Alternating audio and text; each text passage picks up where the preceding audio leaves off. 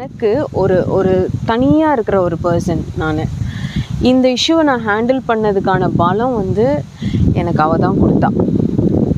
நான் வந்து இந்த இடத்துக்கு வரல அப்படின்னா யாரெல்லாம் நல்லவங்க, யாரெல்லாம் கெட்டவங்க, யாரெல்லாம் என் கூடவே இருந்து சதி பண்ணியிருக்காங்க, எதுக்கு பிளான் போட்டிருக்காங்க அப்படின்னு எனக்கு கடைசி வரைக்கும் தெரியாமையே போயிருந்துருக்குங்க. உண்மையாக சொல்கிறேன்.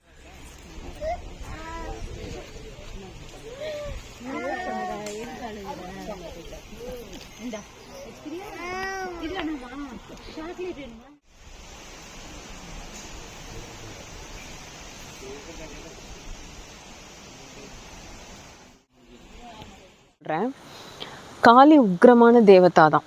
நான் ஃபஸ்ட்டு அவளோட கேரக்டர் நான் புரிஞ்சுக்கிட்டது நான் சொல்கிறேன். ரொம்ப பாசம் வைப்பா, ரொம்ப சண்டை போடுவா, ரொம்ப பொசசிவாக இருப்பாள். நீங்கள் அவகிட்ட வந்துட்டீங்க அப்படின்னா வேறு யார்கிட்டையுமே உங்களை போகவே விட மாட்டா. அவளே இழுத்து வச்சுக்குவா. இதை நான் எப்போ ரியலைஸ் பண்ணேன்னா,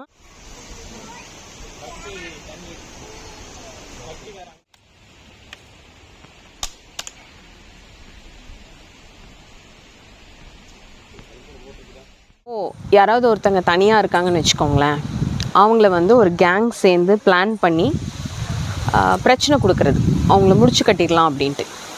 அந்த மாதிரி இருக்கவங்களுக்கெலாம் இப்படி ஒருத்தங்க வந்து பின்னாடி இருப்பாங்க. ஸோ இந்த தெய்வங்கள்லாம் என்ன பண்ணும் அப்படின்னா, இப்போ நீங்கள்லாம் வந்து சொந்தக்காரங்க இருக்காங்க, இப்போ எங்களுக்கும் சொந்தக்காரங்க இருப்பாங்க.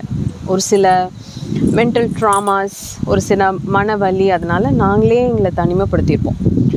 ஆனால் நீங்கள்லாம் எந்த சொந்த பந்தம் இருக்குது, எந்த ஃப்ரெண்ட்ஸோட சப்போர்ட் இருக்குதுன்னு சொல்லிட்டு தனியாக இருக்கவங்கள பிளான் பண்ணி அட்டாக் பண்ணுறது, அவங்க பிஸ்னஸை கெடுக்கிறது, அவங்க பேரை கெடுக்கிறது, அந்த மாதிரிலாம் பண்ணுறீங்க இல்லையா?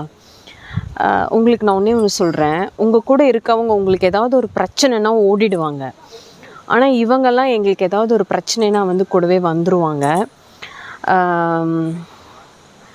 இந்த கோயில் பற்றி நான் சொல்லணும் அப்படின்னா, எனக்கு ஜென்ரலாகவே கிராட்டிடியூட் ஃபீலிங் வந்து ரொம்ப அதிகம், நன்றி உணர்வு வந்து ரொம்ப அதிகம்.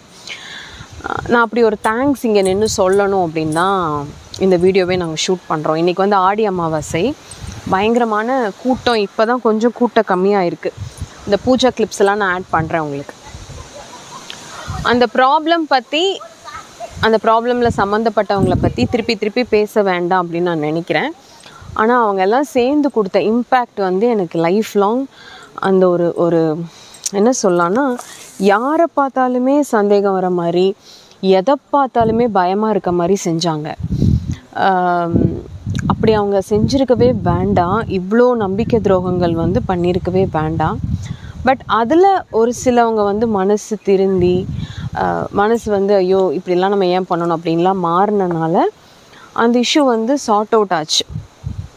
அது வந்து அந்த பர்டிகுலர் பர்சன்ஸ்குள்ளே நான் சொல்கிறேன். ஆனால் எனக்கு ஒரு தனியாக இருக்கிற ஒரு பர்சன் நான். இந்த இஷ்யூவை நான் ஹேண்டில் பண்ணதுக்கான பலம் வந்து எனக்கு அவள் தான் கொடுத்தா. நான் வந்து இந்த இடத்துக்கு வரல அப்படின்னா யாரெல்லாம் நல்லவங்க, யாரெல்லாம் கெட்டவங்க, யாரெல்லாம் என் கூடவே இருந்து சதி பண்ணியிருக்காங்க, எதுக்கு பிளான் போட்டிருக்காங்க அப்படின்னு எனக்கு கடைசி வரைக்கும் தெரியாமையே போயிருந்துருக்குங்க. உண்மையாக சொல்கிறேன். ஏன்னா இந்த இடத்துல, இந்த வாசலில் தான் அந்த பிரச்சனை வந்து ஆரம்பிச்சுது. இந்த வாசலில் வச்சு தான் அந்த பிரச்சனையை ஆரம்பித்தாங்க. இந்த வாசல்ல இருந்து தான் அந்த பிரச்சனையை தொடக்கலான்னு அவங்க பிளானே போட்டிருக்காங்க. ஆனால் இங்கேயே அது முடிஞ்சிருச்சு, இந்த வாசல்லே அது முடிஞ்சிருச்சு. அதே மாதிரி காளி வழிபாடு செய்கிறது, காளியை கும்பிட்றதுனாலே அதை வேறு மாதிரி பார்க்குறீங்களா? உங்களுக்கெல்லாம் நான் ஒன்று சொல்கிறேன். காளி உக்ரமான தேவதா தான். நான் ஃபஸ்ட்டு அவளோட கேரக்டர் நான் புரிஞ்சுக்கிட்டது நான் சொல்கிறேன். ரொம்ப பாசம் வைப்பா, ரொம்ப சண்டை போடுவா, ரொம்ப பொசசிவாக இருப்பாள். நீங்கள் அவகிட்ட வந்துட்டீங்க அப்படின்னா வேறு யார்கிட்டையுமே உங்களை போகவே விட மாட்டா. அவளே இழுத்து வச்சுக்குவா. இதை நான் எப்போ ரியலைஸ் பண்ணேன்னா, என்றைக்கு வந்து இவள் கோயிலுக்கு வர ஆரம்பிச்சனோ வேறு எந்த கோயிலுக்குமே எனக்கு போகிறதுக்கு வந்து பர்மிஷனே இல்லாத மாதிரி பண்ணிட்டான்.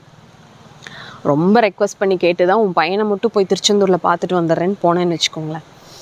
அந்த மாதிரி ஒரு பொசசிவான ஒரு கேரக்டர் இவ. இந்த மாதிரி ஒரு கேரக்டர் இருக்கவ தங்கிட்ட இருக்கவங்கள யாராவது துன்புறுத்துனா, மனசளவில் கஷ்டப்படுத்தினா, ஏமாத்துனா, பண விஷயத்துலேயே ஆகட்டும், எதுலனாலும் ஆகட்டும், அவள் எப்படிங்க சும்மா இருப்பா? நீங்கள் சொல்லுங்கள். அது இப்போ என் குழந்தைய யாராவது இப்படி கீறிட்டாங்கன்னா என்னால் என்ன முடியுமோ நான் செய்வேன். எனக்கு 2 கை இருக்குது, நான் என்ன செய்யணுமோ செய்வேன். அவளுக்கு வந்து எத்தனை கைன்னு நீங்களே எட்டி பார்த்துக்கோங்க. அப்போ அவள் என்ன பண்ணுவா? அவள் அப்படி தான் இருப்பாள். இது அவளோட கேரக்டர். நான் சொல்கிறேன், நல்லதுனாலும் அள்ளி கொடுப்பா. உங்களுக்கு ஒரு பிரச்சனை, கடன் பிரச்சனை, குழந்த நல்லா படிக்கலை, குழந்த இன்னும் சரியாக பேசலை, எனக்கு இன்னும் மேரேஜே நடக்கலை, சொத்து பிரச்சனை, இந்த மாதிரி நிறைய பேர் இங்கே வராங்க. அப்படி தான் ஒரு மிராக்கிள் நடத்துகிறா. அதே மாதிரி சத்ருக்கள், எதிரிங்க, துரோகம், சதி பண்ணுறவங்க, அந்த மாதிரி இருக்கவங்க, இந்த பில்லி, ஏவல், செய்வினை, சூனியம், இந்த எந்த அஷ்டகர்ம வேலையும் இந்த கோயிலில் பண்ண மாட்டாங்க.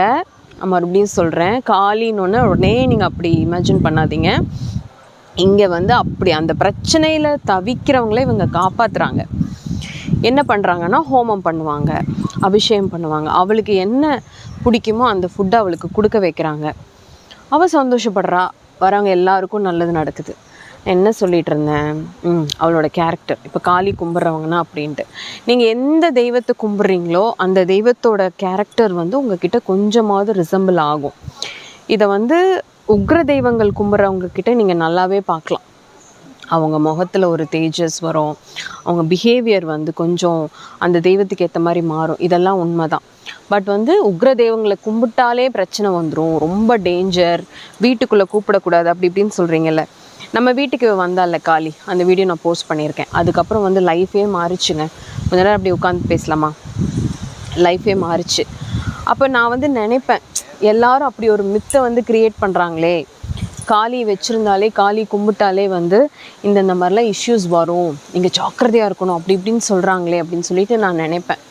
உங்கள் எல்லாருக்கும் நான் ஒன்று சொல்கிறேன், ரொம்ப ஸ்ட்ராங்கான ஒரு பர்சன் தான் அவள், அதில் எந்த டவுட்டுமே கிடையாது. ஆனால் அவளுக்குள்ளே வந்து ஒரு குழந்தை ஒன்று இருக்குது. அந்த குழந்தைக்கு என்ன வேணும்னா, இப்போ நான் இருக்கேன், நான் வந்து கும்பிட்டு பழகிட்டேன், இங்கே வந்து பழகிட்டேன். இப்போ நான் ஒரு தேங்காய் பழமே கொண்டு வரேன்னா, இப்போ ஒரு குழந்தை உங்கள் வீட்டில் உங்கள் சொந்த பந்தத்தில் குழந்தைங்க இருப்பாங்கள்ல, நீங்கள் வரீங்க, நீங்கள் ரெகுலராக வருவீங்கன்னா வெயிட் பண்ணுவாங்க தானே. இப்போ அம்மா 6 மணிக்கு வருவாங்கன்னா வெயிட் பண்ணுவோம் அந்த குழந்தை. அந்த மாதிரி இந்த நாள் ஆனால் ஜெயந்தி வருவா அப்படின்ட்டு அவளுக்கு தோணிடும், அவள் பழகிடுவா. அப்போ அவள் கண்டிப்பாக அதை எக்ஸ்பெக்ட் பண்ணுவாள். மற்ற தெய்வங்கள் நீங்கள் டிசப்பாயிண்ட் பண்ணால் எப்படி ரியாக்ட் பண்ணுவாங்கன்னு எனக்கு தெரியாது. இவ விஷயத்தில் வந்து ரியாக்ஷன் வந்து கொஞ்சம் அதிகமாக இருக்கும், கொஞ்சம் கோபம் வந்து கொஞ்சம் அதிகமாக வரும். அந்த ஒரு குணம்தான் நான் வந்து கிட்ட கவனிச்சது. 2வது வந்து காளி வழிபடுறவங்கன்னொன்னே பில்லி, செய்வனை செய்கிறவங்க, இந்த கதை கட்டுற வேலையெல்லாம் தயவு செஞ்சு வச்சுக்காதீங்க. அது வந்து மேபி நான் புரிஞ்சுக்கிட்டது, பில்லி, ஏவல், செய்வினை, இந்த மாதிரி அந்த அஷ்டகர்மங்களெல்லாம் ரொம்ப இவளை தாண்டி ஒரு சுப்ரீம் பவரே இல்லை அப்படிங்கிறனால, சுடுகாட்டு காளி, தக்ஷண காளியை தாண்டி ஒரு சுப்ரீம் பவர் கிடையாது, இந்த ஆன்மீகத்தில் இருக்கவங்களுக்கு தெரியும். அதனால டைரெக்டாக இவளே வச்சு கும்பலாம் அப்படிங்கிறனால அது பண்ணுறாங்களான்னு எனக்கு தெரியல. ஆனால் ஏன் அந்த மாதிரி ஒரு டேக் போடுறீங்க அப்படிங்கிறதும் எனக்கு புரியல. ஏன்னா எனக்கு ரீசெண்டாக அந்த மாதிரி சில இஷ்யூஸ் வந்தது, நீங்கள் பார்த்துருப்பீங்க. தயவு செஞ்சு அப்படி சொல்லாதீங்க, அப்படி யாரையும் நீங்கள் நினைக்க வேண்டாம். அந்த மாதிரி வேலையெல்லாம் சத்தம் இல்லாமல் செஞ்சுக்கிட்டு இருப்பாங்க. அது அவங்க டிபார்ட்மெண்ட்டே வேறு, அதை விட்டுருவோம். 2வது, இவளோட நான் வந்து யதார்த்தமாக வந்து கும்பிட ஆரம்பித்தேன், ரொம்ப க்ளோஸ் ஆகிட்டேன், ரெகுலராக வரேன், எனக்கு நிறைய மிராக்கிள்ஸ் நடத்துகிறா.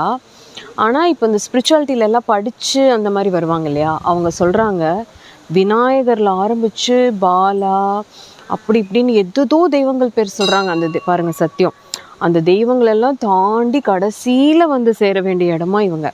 பட் வந்து நாங்கள் வந்து டிரெக்டாக வந்துட்டோம். அதுக்கான பாக்கியத்தை வந்து அவள் தான் கொடுத்தா.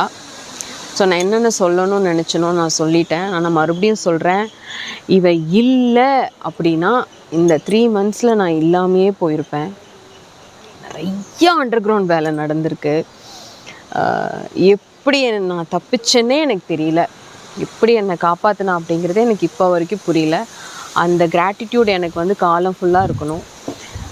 நான் இருக்கிற வரைக்கும் அவள் வந்து ஒரு நல்ல ஹெல்த்தை எனக்கு கொடுக்கணும், வெல்த்து கொடுக்கணும், வரவங்களுக்கெல்லாம் என்னால் முடிஞ்சது செய்கிறக்கும் பார்க்குறக்கும், நான் அங்கேருந்து இங்கே ட்ராவல் பண்ணி வரக்கும் ஒரு நல்ல ஹெல்த் எனக்கு கொடுத்தானா எனக்கு போதும்னு தோணுது. ஸோ உங்களுக்கு இந்த கோயிலுக்கு வரணும்னு தோணுச்சுன்னா நான் டீட்டெயில்ஸ் கொடுக்குறேன். நீங்கள் அவங்கள டைரெக்டாக அவங்களே காண்டாக்ட் பண்ணுங்கள். யாரை பற்றியும் எந்த அவதூறும் தெரியாமல் பரப்பாதீங்க, தயவு செஞ்சு பரப்பாதீங்க. ஒரு பர்டிகுலர் தெய்வம்னோன்னா அவங்கள வச்சு தப்பாக பேசுகிறதெல்லாம் நிறுத்துங்க. அதே மாதிரி ஒரு ஒரு ஒரு ஸ்பிரிச்சுவாலிட்டி, ஒரு பொண்ணு வந்து சாமி கும்பிட்றா, செகப் கலரில் ஒரு சாரீ கட்டுறான்னு உடனே சாமியார் அம்மான்னு டேக் பண்ணுறது. சாமியார் அம்மான்னு சொன்னாலும் சந்தோஷம்தான், அது ஒன்றும் கெட்ட வார்த்தை கிடையாது. ஆனால் நீங்கள் சொல்கிற விதம் ஒரு மாதிரி, அப்படிலாம் பண்ணாதீங்க. ஸ்பிரிச்சுவாலிட்டிங்கிறது ஒரு எமோஷன், அந்த எமோஷனை என்ஜாய் பண்ணுங்கள். அது புரிகிறவங்களுக்கு தான் புரியும். நன்றி. சாய்ராம்.